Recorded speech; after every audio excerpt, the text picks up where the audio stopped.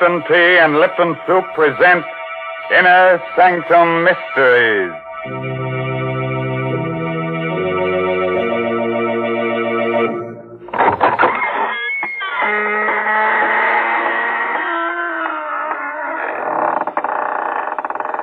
Good evening, fiends. Friends of the Inner Sanctum. This is Raymond, your host, inviting you through the squeaking door. Don't hesitate. Come right in. Oh, it's a bit dark.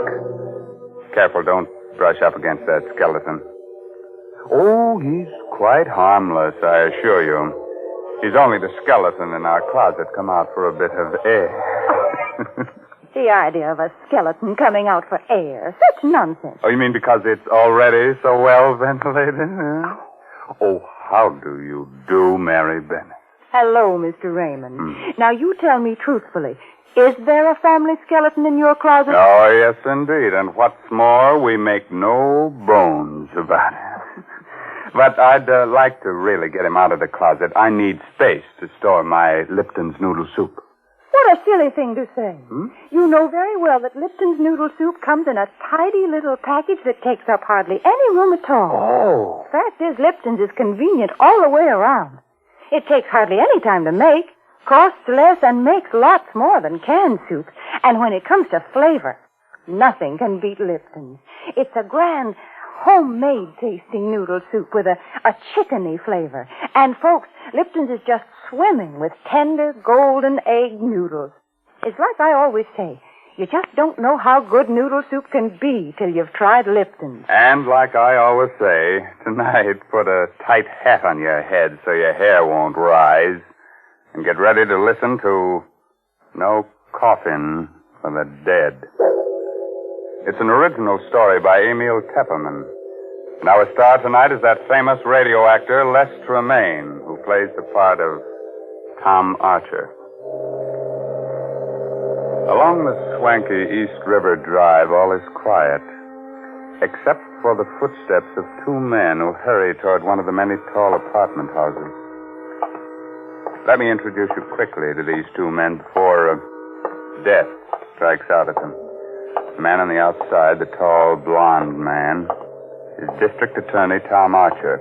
The other one, the lean, dark-haired fellow, Tom Archer's assistant, John Frayne.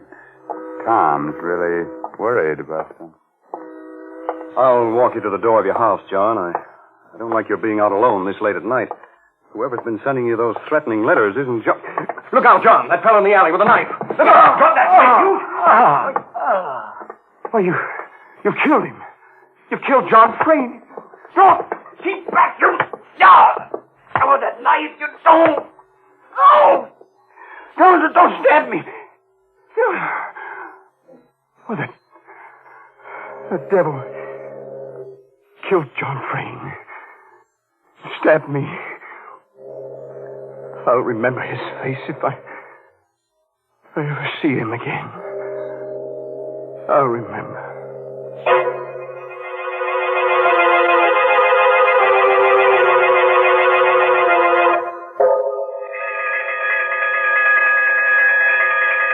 When I began to regain consciousness after that attack, I was lying on the ground at the mouth of the little alley near John Frayne's home. A fussy little ambulance intern had just finished working over me. There was a small crowd around me, and I glimpsed the face of Detective Inspector Lambert just behind the intern. There. Feel better now, Mr. Archer? How is he, Doc? How about got him fixed up, Inspector Lambert? I think he'll be all right. He's conscious now. Can I talk to him? Yeah, but better not move him for a few minutes till the shock wears off. How are you, Mr. Archer? Oh, pretty good. I feel like a mummy with all these bandages. Yeah, both hands. What do they do? Jump you with knives? Oh, we were passing the alley. John and I... John? What happened to John Frayne? Speak up, Inspector. What happened to John? Now, take it easy, Mr. Archer. John's dead. They got him in the back. Right through the heart. Oh, merciful heaven. John. Did you get a look at the killers, Mr. Archer? Could you identify them?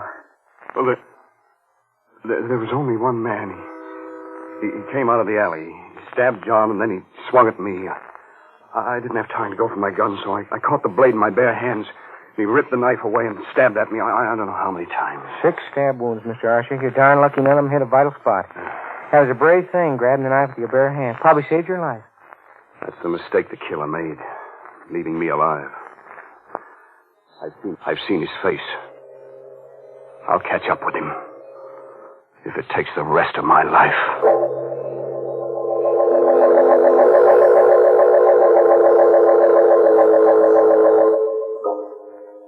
I was a bit shaky on my feet when Inspector Lambert and the intern helped me up. But I insisted on going over to where the body of John Frayne lay, covered with a white sheet. And then I saw Susan, leaning against the great comforting bulk of old Mrs. Hogan, her housekeeper. She was looking down at the shroud that covered her husband's body. It was God's will, Mrs. Frayne. Susan. Oh, Tom. Tom, I can't believe it. The John. Be brave, Susan. John's dead. Nothing I can say will replace him. Have you any idea who the murderer is? Oh, I saw his face for a moment, that's all. But I'll recognize it again, I'm sure. Mr. Archer, here's something we found in the alley. What is it, Inspector? Looks like the charm off a watch fob. It's broken off. A charm? Well... You recognize it, Mrs. Frayne? Oh, no. No, it can't be. It can't be. No, of course not, Susan. There are hundreds of watch charms like this one. What is it, Mrs. Frayne? That watch charm. My younger brother, Peter, wears one just like it. Oh? Oh, nonsense, Lambert. You can buy those in any jewelry store. Besides, I saw the killer's face. It wasn't Pete. Mrs. Hogan. Yes, Mr. Archer? Please take Mrs. Frayne upstairs now. That I'll do. Come along, darling. I'll see you later, Susan. Oh, please stay here, Tom. You're hurt. All those wounds. I'll be okay. Right now, I've got to go downtown with Inspector Lambert and look at pictures while that murderer's face is fresh in my mind.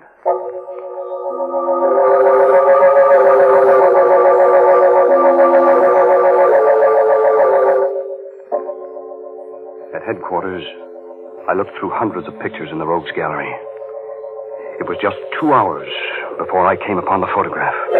Lambert, this is our man. You're sure? I'm positive. I'll never forget that face. Turn it over. Let's see the name, quick. Right. Bart Hogan. Good heavens. Bart Hogan? That would be the son of old Mrs. Hogan, the Frayne housekeeper. Lambert and I both remembered the case of Bart Hogan. It went back 5 years before John Frayne had married Susan. Bart Hogan had lived with his mother, both working for Susan's father. One day, Bart Hogan had snatched up a kitchen knife and attacked Susan's father with mad fury. Only John's lucky arrival had saved the old man. John subdued Bart Hogan. The mad youngster had been committed to the state asylum for life. But he had escaped 7 months ago. Nobody had heard from him since then. Until tonight. Great Scott.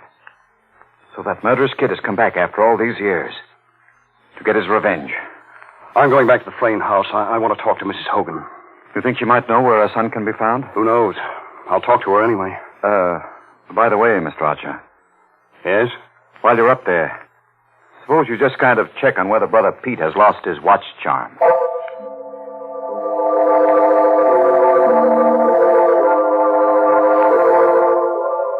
The Fraynes occupied a top-floor duplex in the riverfront apartment house. I took the elevator up, and Mrs. Hogan admitted me. I'll take your hat and coat, Mr. Archer. Thank you. Mrs. Hogan, where's your son, Bart?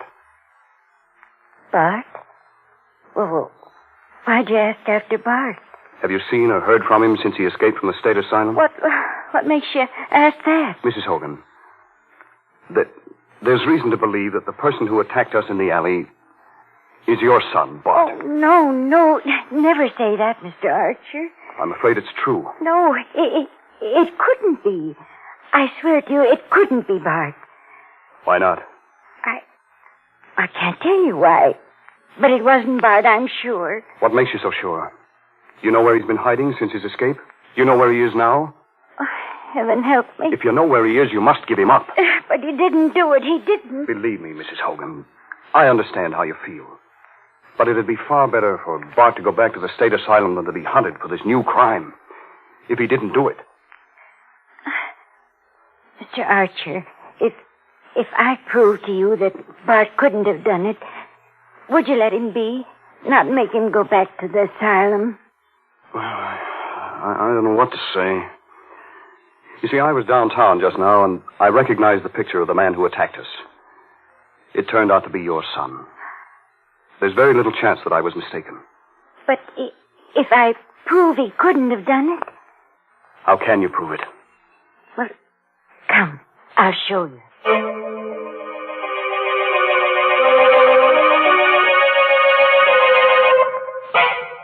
Her usually ruddy face was drained of blood as she led me up the stairs to the upper floor of the duplex, and then along the hall to her room. I always keep the door locked. Go inside, please. Oh, I don't see anything in this room, Mrs. Hogan. Well, over here, please, at the closet. Is that you, Ma? Is that you? It's all right, Bart, darling. I brought a good friend. Good heavens. You've been hiding him here in this closet? For 7 months now. When he escaped from the asylum, he came here. I cleared out the closet. Just holds the cot. He lies in there night and day. Where's he, Ma? Why'd you bring him? What's he want? Don't be afraid, Bart. Mr. Archer won't hurt you. He wants to ask you some questions. Bart, have you been out of this room tonight? Out? Me? Not a chance. He tells the truth, Mr. Archer. Here, I'll pull the blanket back and show you the proof. There. Look at his legs. He was shot in both legs when he escaped from the asylum. I couldn't get medical attention for him, and the wounds never healed properly. I see. You must believe me now, Mr. Archer. Bart couldn't be one who attacked you. Because, well, he'll never be able to walk as long as he lives.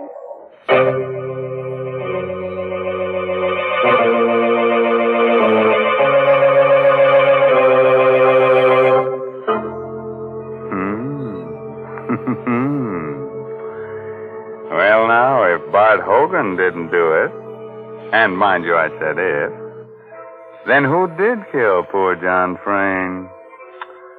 Well, whoever killed him must have been a rather cheerful person because he took life so cheerfully.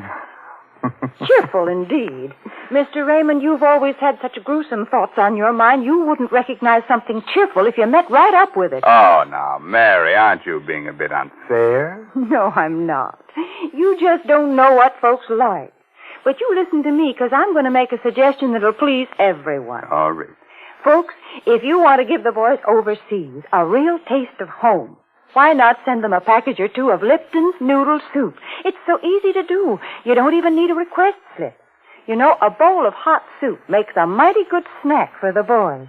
And when they receive Lipton's noodle soup mix, they're getting that old-fashioned kind of chickeny-tasting noodle soup. So send a package or two of Lipton's to your favorite serviceman. That's a terrific suggestion. And here's another thing that pleases me. There seems to be plenty of murder ahead in tonight's story. You remember that pretty little girl, Susan? Well, looks like she's next on the murderer's list. How about that, Tom? Come on. Tell us more. And don't spare the gore.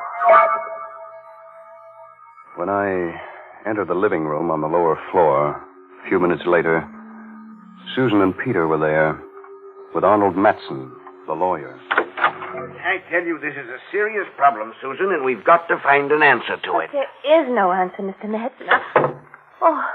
Oh, Tom, thank heaven you've come at last. Hello, Susan. Hello, Peter. Hi. You know Mr. Matson, of course. Of course. I understand, Mr. Archer, that you narrowly escaped the same fate as poor John. Well, I was lucky. Those bandages must be a nuisance. I can stand them. Bandages are better than a shroud. By the way, Peter, that looks like a new watch charm you're wearing. What, this? Oh, I lost the other one someplace, so I bought a new one. What of it? Oh, nothing. Mr. Matson, when I came in, you were saying something about a serious problem. Exactly. As you know, Susan's father left an estate of $1.25 million in a trust fund to be paid to Susan on her 23rd birthday. Yes, I know. And she'll be 23 next month. But there's a proviso in the will, Mr. Archer.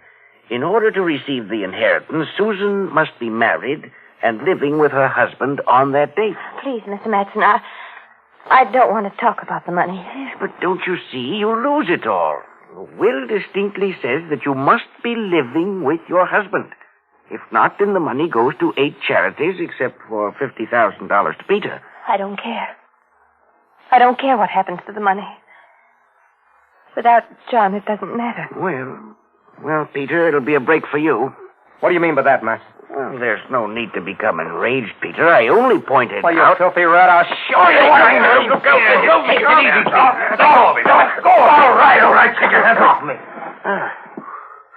Why are you all looking at me like that? You look as if you thought I killed John. Well, say it. Why don't you say what you think? You better cool off a little, Pete. This is no time for a scene. Yeah? For that matter, Tom Archer, what about you? You'd like to marry Susan yourself, wouldn't you? Why, you rotten little... You better cool off a little, Tom. This is no time for a scene. I'm sorry. Yes, Peter, you're right. I would like to marry Susan. You know that, don't you? Yes, Tom, I know. You two look at each other like a couple of puppies in love. I'm going to get a drink. And nuts to the 50,000. All right, George, I've got it.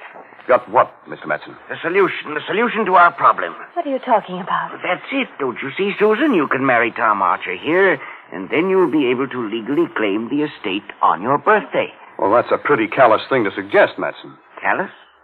I'm a lawyer. It's my duty to protect my client. I couldn't do it. Of course not. Look here, Susan. Is there anyone else in the world who would benefit by John's death? I don't know. I can't think. Oh, what's the difference? Are you still looking for clues, Archer?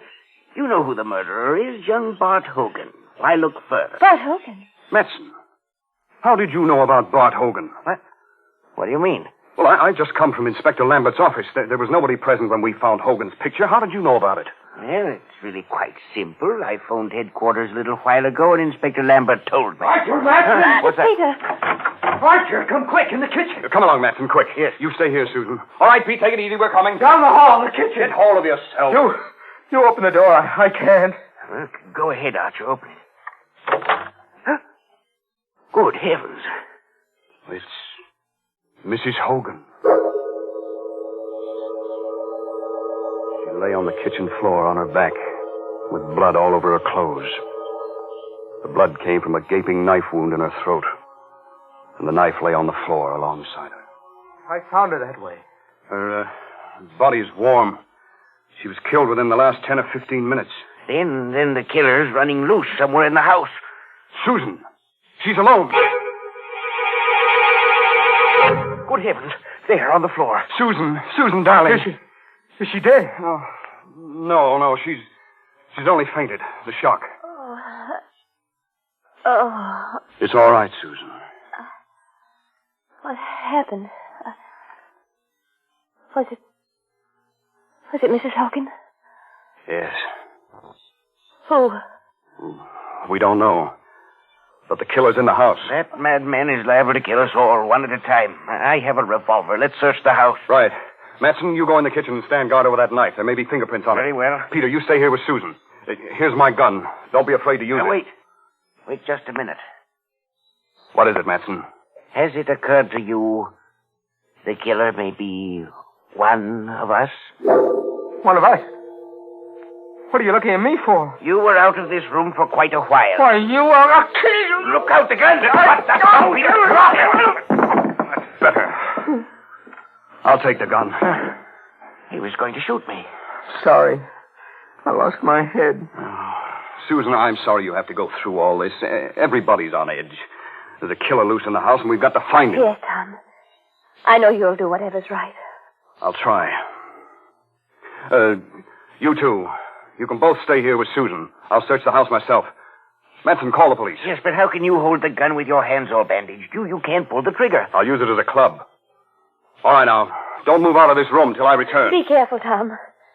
You mustn't let anything happen to you, too.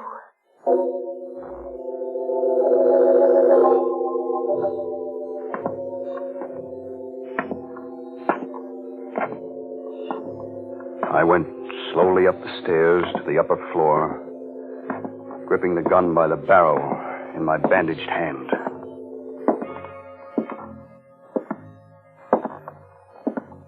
At the end of the hall, I stopped before the door of Mrs. Hogan's room. I opened the door with the keys. Inside the room, the closet door was open. Bart Hogan was still lying on his cot. He must have been expecting me. His eyes were wild with terror. He had a long pencil clutched in his right hand, the only weapon he could find to use against me. His left fist was clutched into a tight ball. He watched me, stiff with fear, as I moved slowly toward him, across the room. Keep away from me. I had no time to waste on him. I swept aside the fist that clutched the pencil Help! and brought the revolver butt down hard on his forehead. I went over to the window. Then I went back to the bed and pulled the sheet. Pulled it away. Lifted him. His weak and withered legs dangled uselessly. I carried him over to the window, rested him against the sill. He opened his eyes. He was recovering from the blow. I didn't wait. I pushed hard.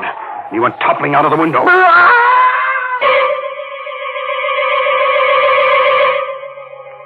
I leaned over and saw the body strike against the 10th floor setback, then go hurtling into the air and smash down upon the pavement far below. There wasn't enough of him left to perform an autopsy on. They'd never know his legs had been no good, that he hadn't been able to walk. Everything would be easy sailing from here on. Susan would marry me to save the estate. $1.25 million. Oh, I'd been clever enough. When I called out that fake warning at the mouth of the alley, I myself stabbed John in the back. Then I slashed myself up. They'd taken my story at face value, Lambert and the others. I'd guessed that Mrs. Hogan was hiding Bart, but just as a precaution, I'd stolen Peter's watch chain and dropped it at the scene of the crime in case I should need another suspect. But when I found Bart couldn't walk, it became necessary to kill Mrs. Hogan, too, for she was the only one who could tell the police that Bart hadn't been able to walk.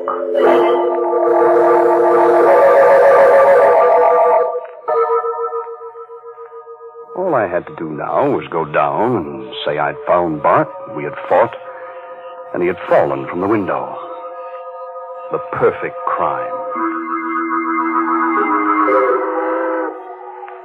I took one more last look down into the street, where a crowd had gathered around Bart's body. I was able to make out the figure of Inspector Lambert, bending over what was left of him.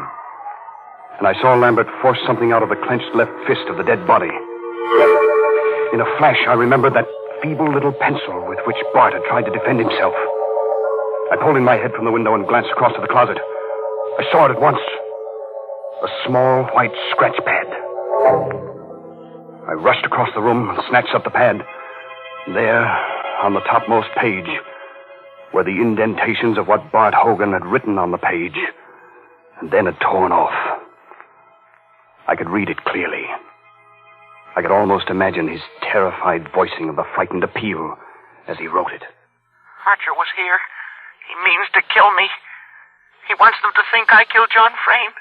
But I can't walk. I've got 2 bullets in my legs. For God's sake, save me. Bart had written that note, meaning to throw it out the window. But I had come back too soon for him. And I had thrown it out of the window for him. I went back to the window and looked down. I saw Lambert peering up. Then he turned away and hurried toward the entrance of the building. He's coming for me. There's only one thing for me to do now. I've locked the door. It'll take time to break it down. In the meantime, I've taken the bandage off my right hand. I'm writing a full account of tonight's work. I gambled for a fortune, and I lost.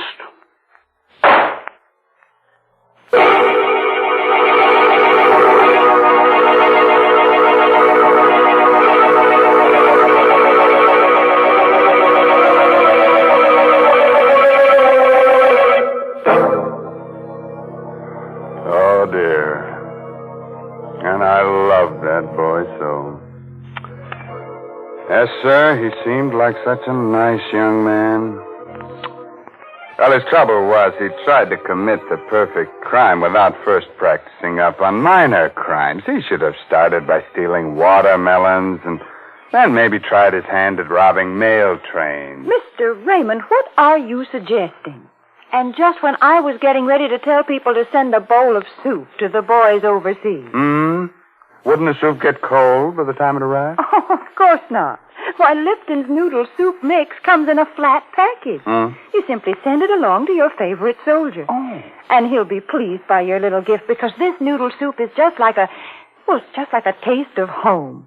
So enclose a package or 2 of Lipton's the next time you write to him.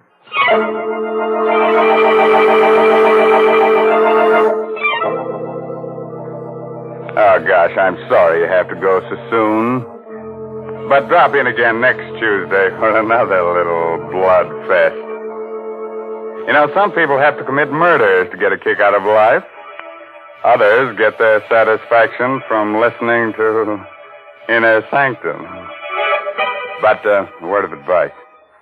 If you've got to commit a murder, please don't get yourself caught. Because if you do, you'll surely get a free ride with the only person never bothered by backseat drivers. I mean that they're hearse drivers.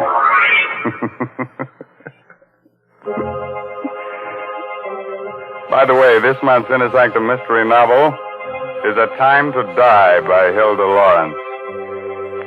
And now I guess it's time to close that there squeaking door until next week when Lipton Tea and Lipton Soup bring you another Inner Sanctum mystery directed by Hyman Brown. So until then, good night. Pleasant dreams.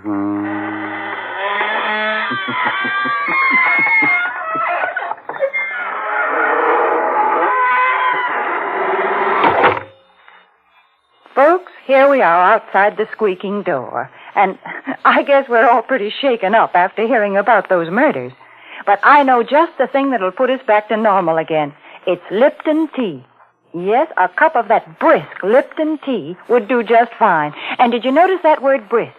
B-R-I-S-K. It's a mighty important word in tea language. The tea experts always use it. It means that Lipton tea has a lively flavor. It's never wishy-washy.